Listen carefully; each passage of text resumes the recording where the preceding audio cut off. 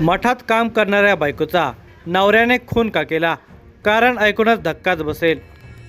आपली बायको चार चौकीत उठून दिसणारी असावी असे लग्नाआधी वाटते, म्हणून सुंदर मुलीला पसंती दिली जाते. लग्नानंतर पत्नीचे हे रूपच संशयाचे कारण बनते. हसरी बोलकी सुंदर पत्नी असेल तर अनेकांच्या मनामध्ये संशयाचे बीज पेरले जाते. तिचा काही दोष नसताना तिचा छळ सुरू होतो.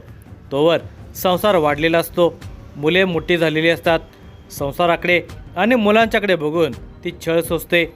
तेव्हाही तिच्या गप्प राहण्याचा वेगळा अर्थ काढला जातो.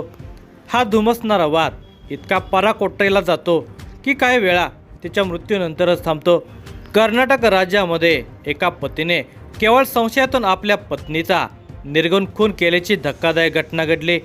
या धक्कादायक घटनेचा सविस्तर वृत्तांत पुढे पाहण्याअगोदर जर तुम्ही या चॅनेलवर जर नवीन असाल तर प्लीज आपल्या या मराठी चॅनेलला नक्की सबस्क्राईब करा.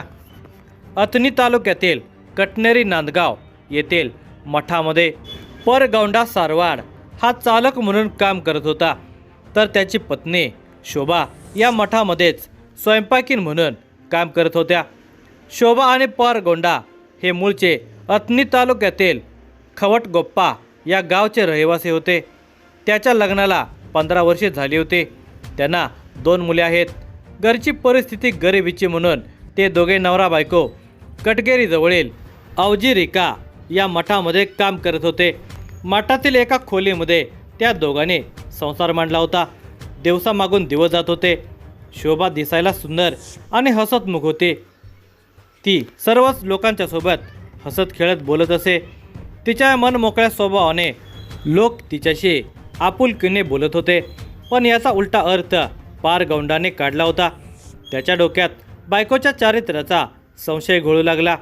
आपली बायको नेहमी दुसऱ्यासोबत दिलखुलास हसत खेळत बोलत असल्याने त्याच्या मनामध्ये तिच्याबद्दल संशय बळावू लागला. या संशयातून रोज नवरा बायकोची भांडणे होऊ लागली होते. त्याला दारू पिण्याचे व्यसन लागलेले होते. तो दारूच्या नशेमध्ये घरी येऊन शोभाला शिवीगाळ करत तिच्याशी भांडण काढून तिला जबर मारहाण करत असे. काही दिवस तिने संयमाने घेतले आणि त्याला समजावून सांगितले, तरी तो काही ऐकण्याच्या किंवा समजून घेण्याच्या मनस्थितीमध्ये नसल्यामुळे तिने त्याला प्रत्युत्तर देण्यास सुरुवात केली आणि भांडणे धुमसत राहिले. नवरा बायकोच्या या भांडणाला मटकरी कंटाळलेले होते. त्याने त्या दोघांना इथून काम सोडा आणि मठातील खोली सोडा असे सांगण्यात आले होते. नवऱ्याच्या संशयी स्वभावाने मिळालेले काम जाणार आणि परत आपल्या गावी खवटगोप्पा येथे जावे लागणार म्हणून शोभा जरा नमतेच घेऊ लागली. तिने स्वभावामध्ये बदल केला. ती नवऱ्याला उलट उत्तर देत नव्हते, पण याचाही वेगळाच अर्थ त्याने काढला. तिचे नक्कीच कोणाशी तरी अनैतिक संबंध आहेत म्हणून ती तोंड मिटून आहे असे त्याला वाटू लागले. तिने या त्रासाची माहिती माहेरी दिली. तेव्हा तिच्या माहेरचे लोक आले. त्यांनी त्याची समजूत काढली. विनाकारण पत्नीवर संशय घेऊ नका असे त्यांनी त्याला सांगितले. पण सासरचे लोक आपल्या बायकोला पाठीशी घालत आहेत हे बघून त्याच्या तळपायाची आग मस्तकात जात होते. हिला एकदा धडा शिकवला की मग सगळे बरोबर होईल असा त्याने विचार केला. यातच मागील महिन्यामध्ये परगौंडा हा मठाच्या कामासाठी बाहेरगावी गेलेला होता.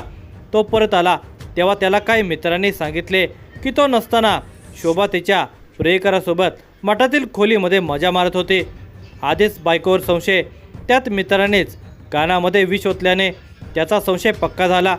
त्याने याचा जाब बायकोला विचारला. तिने त्याला कोणाच्या तरी सांगण्यावरून उगाच माझ्यावर संशय घेऊ नका असे खडसावले. पण त्याचा बायकोवर विश्वास बसत नव्हता. त्याच्या डोक्यात संशयाची कीड वाढली होती. काय केले म्हणजे हा प्रश्न सुटेल याचा तो विचार करत होता. अखेर त्याने मनाशी ठरवले की शोभाला कायमचा धडा शिकवला पाहिजे. रविवार दिनांक 28 जून 2026 रोजी रात्री तो दारूच्या नशेमध्ये घरी आला. घरी त्याला बायको शोभा खाट्यावर झोपलेली दिसली.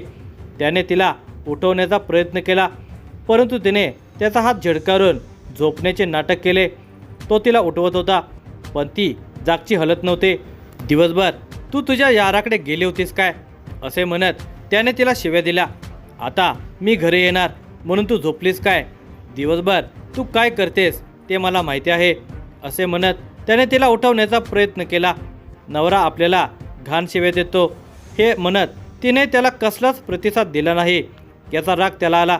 दारूची नशा, संशय, त्यात तिने दुर्लक्ष केल्याने त्याचा पारा इतका वाढला की रागाच्या भरामध्ये त्याने चाकू काढला आणि झोपलेल्या शोभाच्या गळ्यावर, मानेवर, हातावर सपासप वार केले. झोपेत असलेल्या शोभाला सावरण्याची संधीच मिळाली नाही. तिच्या शरीरातून रक्ताच्या धारा वाहू लागल्या, पण तो नराधम थांबला नाही. तिचे तोंड दाबून त्याने तिच्यावर वार करणे सुरूच ठेवले. अखेर तिचा श्वास थांबला. ती निश्चित पडल्यावर तो बाजूला झाला.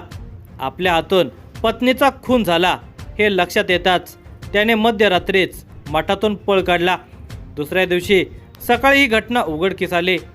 कटगेरी नांदगाव येथील लोक घटनास्थळी जमा झाले. या घटनेची माहिती पोलीस पाटलांना देण्यात आली. त्यानेही मठातील खोलीमध्ये येऊन पाहणी केली आणि या घटनेची माहिती अथनी पोलिसांना दिली. अथनी पोलिसांनी घटनास्थळी धाव घेतली.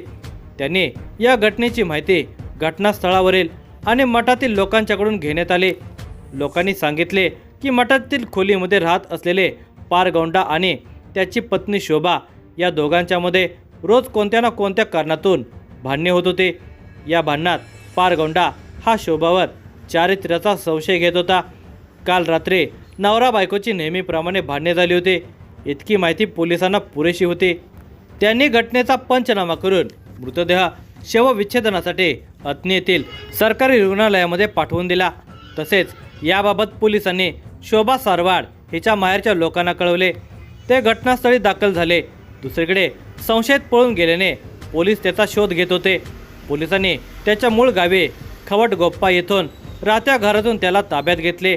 त्याला अथनी पोलीस स्टेशनला आणून चौकशी केली असता त्याने आपला गुन्हा कबूल केला.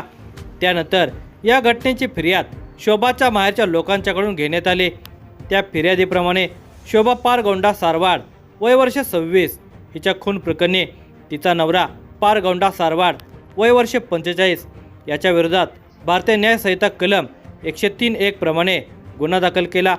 त्याला अथनी येथील कोर्टामध्ये हजर केले असता त्याची रवानगी बेळगाव येथील हिंडलगा जेलमध्ये केली.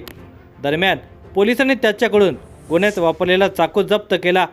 या घटनेचा तपास अथनी पोलिसांनी करून अवघ्या काही तासात या घटनेचा छडा लावून पोलिसांनी संशयित पारगौंडा सारवाड याला ताब्यात घेतले.